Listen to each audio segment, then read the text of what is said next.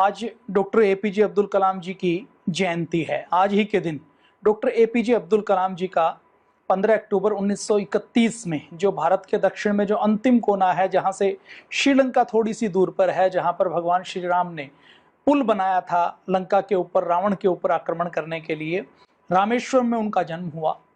एक अत्यंत गरीब साधारण परिवार में जन्म हुआ। तीन तीन पिता की फैमिली एक साथ रहती थी। खुद 7-8 भाई बहनों में से एक थे। और डॉक्टर एपीजे अब्दुल कलाम वह व्यक्ति थे जो केवल एक अच्छे इंसान नहीं थे, जिनको मिसाइल मैन कहा जाता है, जिनके बारे में ये कहा जाता है कि वो नहीं होते तो देश जहां पर आज है वहां पर नहीं होता। डॉक्टर एपीजे अब्दुल कलाम जी का पूरा नाम था अबुल पक्कीर जैनुल्ला बेदीन अब्दुल कलाम। एपीजे अब्दुल कलाम जिनको बोला जाता है, उनका पूरा जीवन प्रेरणा स्रोत है। उनका पूरा जीवन संघर्षों में, कठिनाइयों में बीता। फिर भी उन्होंने कभी भी संघर्षों के पीछे सिर नहीं झुकाया। असफलताओं से वो पीछे रुके नहीं, झुके नहीं, लगातार आगे बढ़ते गए। डॉक्टर एपीजे अब्दुल कलाम शायद ऐसे व्यक्ति हैं जिनके बारे में भारत का कोई भी व्यक्ति नेगेटिव नहीं कहेगा, जिनके बारे में भारत का कोई व्यक्ति ये नहीं कहेगा कि डॉक्टर एपीजे अब्दुल कलाम के बारे में मैं उनसे सहमत नहीं हूं। सबसे अधिक यदि लोकप्रिय व्यक्ति की बात करें तो वो डॉक्टर एपीजे अब्दुल कलाम है। वो हिंदुस्तानियों के दिलों में बसते हैं। विज्ञान की बात हो, पर्यावरण की बात हो, साहित्य हो, कविता हो, वीणा हो, गीता पढ़ने की बात हो, भारतीय धर्म संस्कृति में रुचि रखने की बात हो, वो सब बहुत गहराई से समझते थे। और गीता केवल नहीं, वो कुरान को भी मानते थे। वो एक लेखक थे, एक वैज्ञानिक थे, एक शिक्षक थे, एक एरोस्पेस इंजीनियर थे, और उनको जनता के राष्ट्रपति के नाम से जाना जाता है। विज्ञान के क्षेत्र में जो उन्होंने काम किया, उस काम के लिए उनको पहले पद्म भूषण मिला, फिर पद्म विभूषण मिला, फिर भारत रत्न मिला। और उनकी काम के प्रति उनकी इतनी दीवानगी थी कि वो काम के अलावा और कोई काम सोचते ही नहीं थे। और पूरी दुनिया में कलाम जी को इतनी मान्यता थी कि दुनिया की 40 यूनिवर्सिटियों ने उनको डिग्री दी थी, उनको मानद डिग्री दी थी। उनका जन्म हुआ 1931 में। लगभग 30 साल तक तो वो पढ़ाई करते हैं, 1957 तक। 1931 में जन्म हुआ। बचपन में जो जन्म हुआ वो संयुक्त परिवार में हुआ। 3 परिवार रहते थे। माता पिता पढ़े लिखे नहीं थे। पढ़ने में बड़ी समस्या थी। समस्याएं किस प्रकार थी आप समझ लीजिए कि बचपन में जब पढ़ते थे तो पिता बोट चलाते थे, मछुआरे थे, मछलियां पकड़ने का काम करते थे। तो एक बार तूफान आया तो बोट खराब हो गई। तो उसके बाद एपीजे अब्दुल कलाम के सामने दिक्कत आई कि पता नहीं पढ़ाई कर पाएंगे कि नहीं कर पाएंगे। तो उनको रामेश्वरम से लगभग 3 मील दूर है धनुषकोटी, 2.5-3 मील। तो धनुषकोटी के स्टेशन पर जाकर वो अखबार लेकर आते थे। रामेश्वरम के कस्बे में अखबार बांटते थे। और केवल सुबह सुबह अखबार का काम नहीं करते थे। जब वो पढ़ते थे तो उस समय गणित के एक अध्यापक उनके पास होते थे। उन अध्यापक की यह नियम रहता था कि मैं ट्यूशन उन बच्चों को पढ़ाऊंगा जो सुबह 4:30 बजे उठ के मेरे पास आएंगे, और 4:30 बजे भी जो नहाकर आएंगे ऐसे बच्चों को मैं ट्यूशन पढ़ाऊंगा। तो डॉक्टर एपीजे अब्दुल कलाम के पढ़ने की ललक इतनी ज्यादा थी कि वो उस समय जाते थे, सुबह उठते थे, नहाते थे, पहले गणित का ट्यूशन पढ़ते थे, उसके बाद स्टेशन जाते थे, अखबार लाते थे, अखबार बांटते थे, खुद भी अखबार पढ़ते थे, उसके बाद स्कूल जाते थे, स्कूल से आने के बाद फिर शाम को अखबार के पैसों की उगाही के लिए जाते थे, उसके बाद रात को पढ़ते थे। उनके घर वालों ने उस समय, आप अंदाजा लगाइए कि डॉक्टर कलाम की पढ़ने की लगन देखकर उनकी मां ने उनके लिए एक लैंप खरीदा था। माना रात को वो पढ़ना चाहें तो पढ़ भी नहीं सकते हैं, घर में लैंप नहीं है, लालटेन नहीं है, कोई चिमनी नहीं है। तो इतना संघर्ष का जीवन उनका रहा। बचपन में एक बार उनके जो अध्यापक हैं वो उनको लेकर गए कक्षा में। उन्होंने बताया कि पक्षी हैं, ये कैसे उड़ते हैं, और पक्षियों का उड़ना दिखाने के लिए वो समुद्र के ऊपर लेकर गए। जब वो उनको समुद्र के ऊपर लेकर गए और पक्षियों के बारे में उड़ना बताया, उड़ना सिखाया, तो डॉक्टर कलाम ने उसी समय संकल्प कर लिया कि मुझे तो पक्षियों की तरह उड़ना है, उड़ने वाला साइंटिस्ट बनना है, या फाइटर प्लेन होते हैं उनका पायलट बनना है। ये उनके मन में उसी समय बैठ गई। उनके पिता पढ़े लिखे नहीं थे, उनकी मां पढ़ी लिखी नहीं थी, लेकिन संस्कार बहुत अच्छे दिए। डॉक्टर कलाम, अब जिस समय डॉक्टर कलाम राइज करते हैं, कॉलेज में बचपन की पढ़ाई वहीं पर हुई। वहां की पढ़ाई करने के बाद फिर उन्होंने 1950 में मद्रास इंस्टीट्यूट ऑफ टेक्नोलॉजी से अंतरिक्ष विज्ञान में, फिजिक्स में ग्रेजुएशन की। उसके बाद एरोनॉटिक्स इंजीनियरिंग में उन्होंने डिप्लोमा किया। और ये सब करने के बाद वो अपने फील्ड में उतरे। उससे पहले जब वो कॉलेज में पढ़ रहे होते हैं तो एक बार जब मैथ का टीचर है वो गलती से एक दूसरी क्लास में चले जाते हैं। दूसरी क्लास में मैथ्स के एक टीचर मैथ पढ़ा रहे होते हैं, तो जब वो अपनी धुन में क्लास के अंदर एंट्री कर जाते हैं, कुछ सोचते सोचते विचार करते करते, तो वो जो मैथ के टीचर हैं वो उनकी कॉलर पकड़ लेते हैं सारी क्लास के सामने, और ये कहते हैं ये देखो ये साइंटिस्ट बनना चाहते हैं। ऐसे कोई साइंटिस्ट होते हैं? इनको ये नहीं पता कि इनकी क्लास कौन सी है। ऐसे साइंटिस्ट होते हैं, और कॉलर पकड़कर पूरी क्लास के सामने खूब बेइज्जती करते हैं। खैर, डॉक्टर कलाम कभी भी इंसल्ट नहीं मानते थे, वो अपने बहुत सरल और साधारण थे। वो जब पूरे कॉलेज में अपनी क्लास में फर्स्ट आते हैं, तो वही मैथ के टीचर उनको पूरी असेंबली में खड़ा करके उनके बारे में बताते हैं कि ये डॉक्टर कलाम है, और उनसे प्रभावित होते हैं। तो ये उनके कॉलेज की हमने एक बात की। तो डॉक्टर कलाम जब जिस समय आते हैं, तो उस समय का आप समय देखिए, 1957 में इन्होंने पढ़ाई पूरी की। जब इन्होंने 1950 के दशक में पढ़ाई पूरी की, तो पढ़ाई पूरी करने के बाद जब ये उस समय का समय देखिए, 1960 का समय है। 1960 में महात्मा गांधी नहीं है, नेताजी सुभाष चंद्र बोस नहीं है, पंडित जवाहरलाल नेहरू हैं, और 1962 में चीन के साथ युद्ध होता है, तो नेहरू एकदम बहुत डाउन हो जाते हैं। चीन जो युद्ध करता है उसमें भारत की हार होती है शर्मनाक तरीके से। हमारी हजारों किलोमीटर जमीन पर, अक्साई चीन के ऊपर, चीन का कब्जा हो जाता है, और पूरे देश का मोरल डाउन चला जाता है। ये वो समय है जब पंडित जवाहरलाल नेहरू ने उस समय जब अभियान चलाया था कि हिंद चीन भाई भाई, और वो सफेद कबूतर उड़ाते थे नोबेल की शांति पुरस्कार को प्राप्त करने के लिए, वो लगातार लगे रहते थे। तो उस समय का समय है। ये जो कारखाने उस समय थे, जो अंग्रेजों के बनाए हुए हथियार बनाने के कारखाने थे, जिसमें पिस्तौल बनाई जाती है, जिसमें गोली बनाई जाती है, हथियार बनाए जाते हैं, तो उन कारखानों में उन्होंने क्या कर दिया, कप प्लेट बनवानी शुरू कर दी। उन्होंने लोहे के तसले, जो एग्रीकल्चर के इक्विपमेंट हैं, उनको बनवाना शुरू कर दिया। उन्होंने कहा जब हमारा दुश्मन नहीं है तो हमारी तो किसी से लड़ाई होने वाली नहीं है। तो ऐसी नेहरू की नीति थी। तो 1960 में बुरे तरीके से हार होती है हमारे सैनिकों के पास। वो सेकेंड वर्ल्ड वॉर से पहले की 303 से भी पहले की गन होती हैं, राइफल होती हैं, कोई जूता नहीं होता पहनने के लिए, मोजा नहीं होता, ड्रेस ठीक नहीं होती, बुलेट प्रूफ कोई जैकेट की बात तो छोड़ ही दीजिए, लड़ाई लड़ने के लिए कोई इक्विपमेंट नहीं होते हैं, सैनिकों को मोर्चे पर ले जाने के लिए जीप नहीं होती हैं, व्हीकल नहीं होते हैं, सैनिक अगर घायल हो जाए तो उनके ट्रीटमेंट की कोई व्यवस्था नहीं है। और ऐसी सिचुएशन है कि जो बॉर्डर के जो संवेदनशील इलाके हैं, वहां पर कोई चौकी बनी हुई नहीं है, वहां पर कोई सुविधा नहीं है, संचार की कोऑर्डिनेशन की सुविधाएं नहीं है। तो ये जो 1962 का युद्ध हुआ है, ये एकदम अप्रत्याशित हुआ है। 1959 में दलाई लामा आए हैं भारत तिब्बत से। उसके बाद चीन ने यह सोचा कि हमारे दुश्मन को भारत शरण दे रहा है, 1962 में वो हमला करता है। तो स्थिति बड़ी विकट है। भारत सैनिक ताकत के बल पर पूरी तरह से हताश और निराश है। उसके पास कुछ भी नहीं है। मिसाइल की तो दूर की बात, अच्छी बंदूकें नहीं है, कोई राइफल नहीं है, कोई अपना कोई सिस्टम नहीं है, सैटेलाइट तो दूर की बात है, संचार के जो इंटरनल सिस्टम है वो नहीं है। जितने रोड हैं, अब अगर चीन बॉर्डर की बात की जाए तो अरुणाचल प्रदेश से, तेजपुर से जितने रास्ते जाते हैं, उन रास्तों को इतना टूटा हुआ है कि वहां पर यदि कोई ठीक स्वास्थ्य का व्यक्ति ऊपर जाए तो ऊपर चढ़ता चढ़ता उनका स्वास्थ्य खराब हो जाए। और ये मैं 2 साल पहले की बात करता हूं, त्वांग बॉर्डर के ऊपर, चाइना में त्वांग बॉर्डर है, दूसरे बॉर्डर है, वहां पर अभी भी आजादी के 60 सालों बाद भी अभी भी रोड की हालत हम यदि बात करें तो कोई सैनिक वहां घायल हो जाए तो वो सैनिक ये कहता है, मेरी कुछ सैनिकों से बात हुई जब 2 साल पहले मेरा जाना हुआ, तो वो कहते जी हम यदि भगवान ना करे कुछ यहाँ हम घायल होते हैं तो हॉस्पिटल में हम जब तक गुवाहाटी पहुंचेंगे तो गुवाहाटी पहुंचने से पहले तो हम रोड के कारण मर जाएंगे। रोड इतना खराब है कि रोड के कारण ही डेथ हो जाएगी।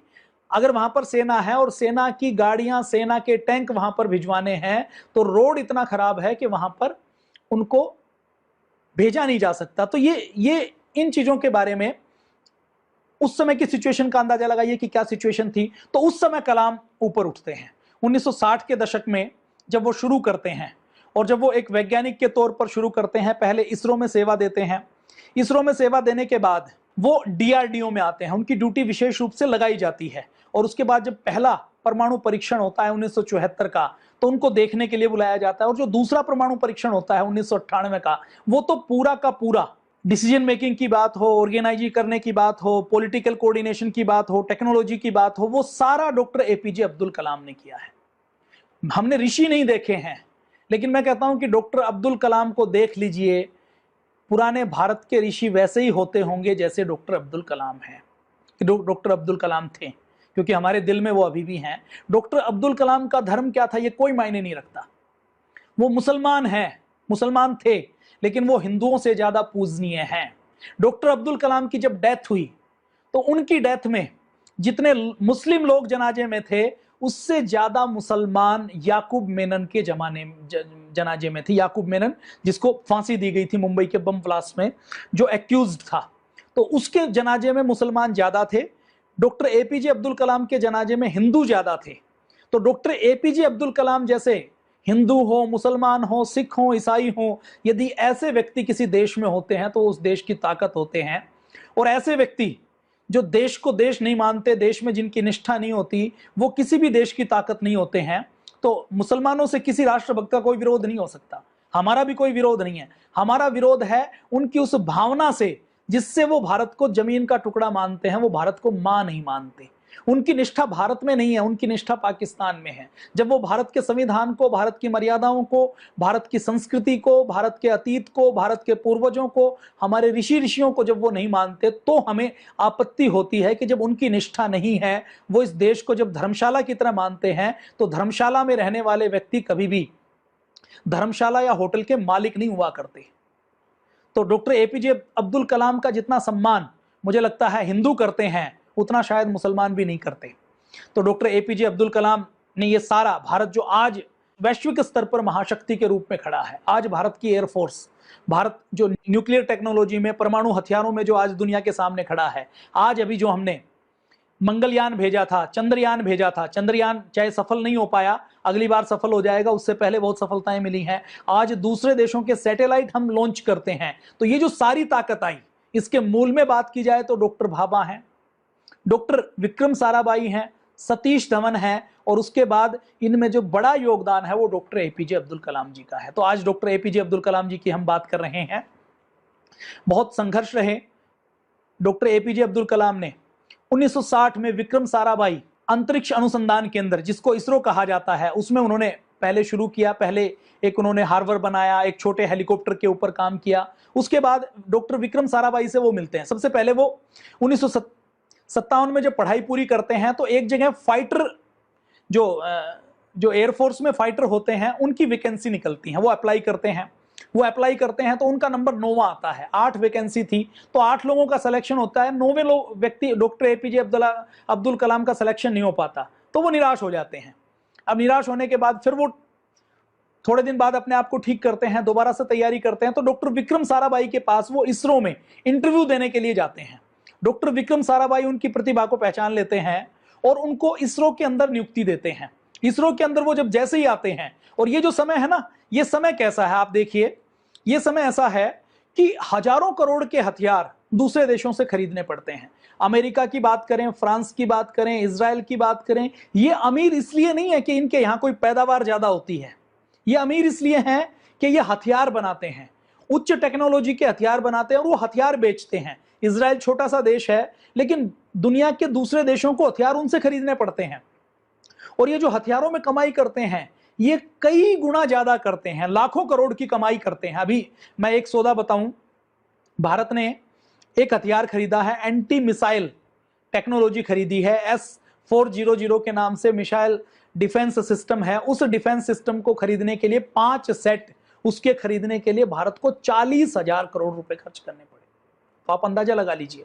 तो जो अमेरिका कुछ उत्पादन नहीं करता, हथियार बेचता है।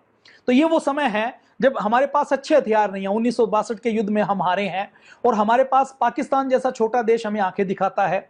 1965 का युद्ध हुआ, हमारे सैनिकों ने वो संकल्प के बल पर जीता।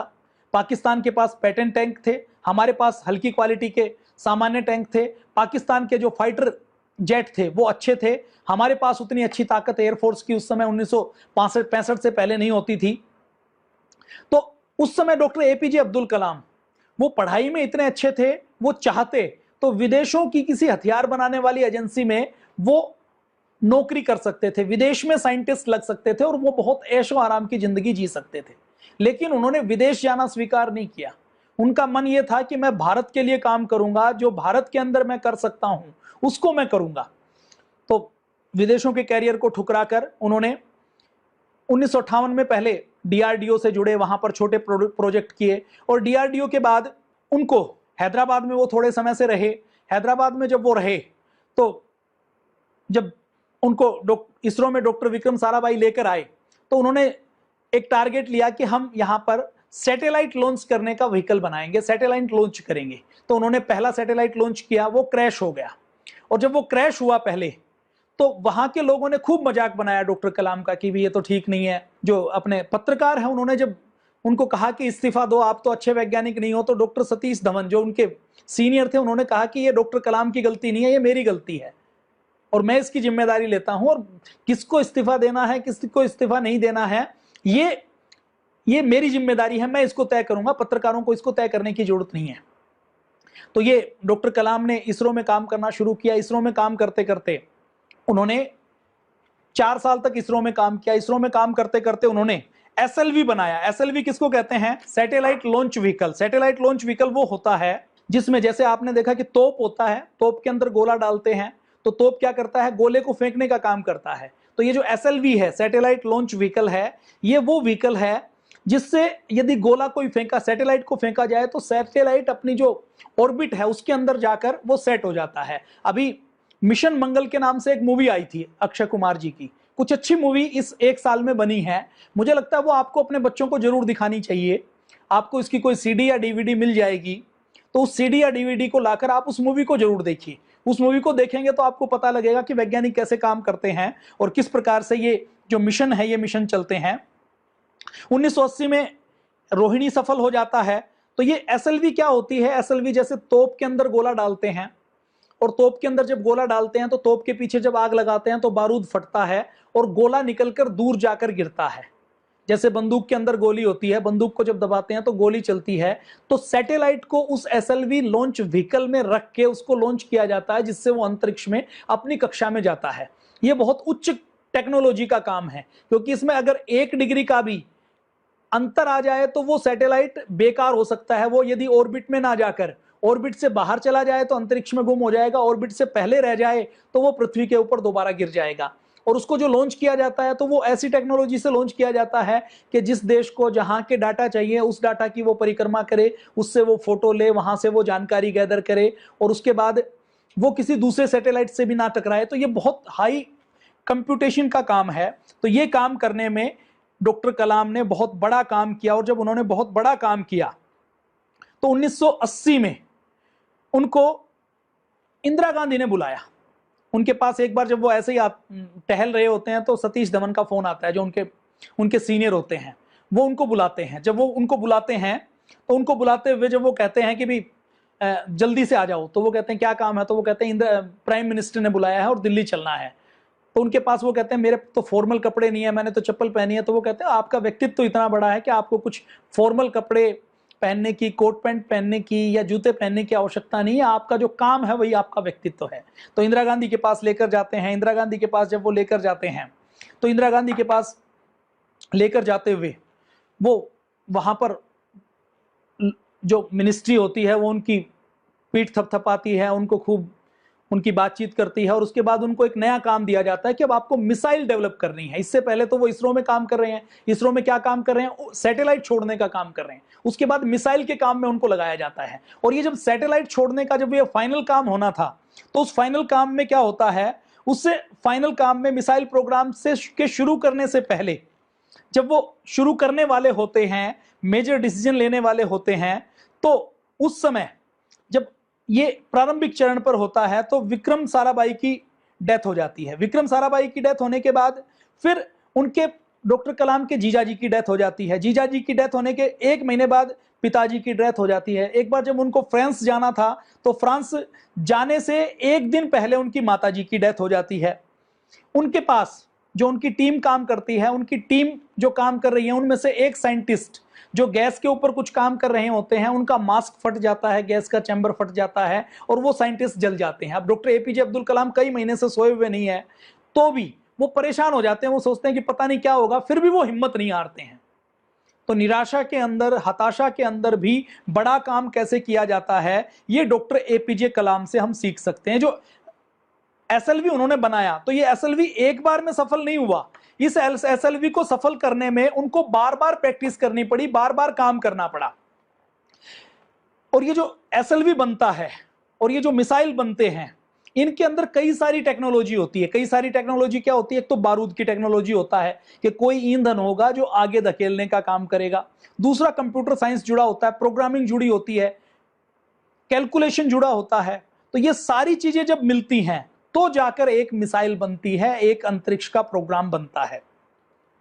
तो उनको मिसाइल के प्रोग्राम में लगा दिया जाता है। जब उनको मिसाइल के प्रोग्राम में लगा दिया जाता है तो वो मिसाइल का प्रोग्राम करना शुरू करते हैं। 1980 में उनको इसरो से DRDO में भेजा जाता है। अब तक डॉक्टर APJ अब्दुल कलाम का काफी नाम हो चुका है।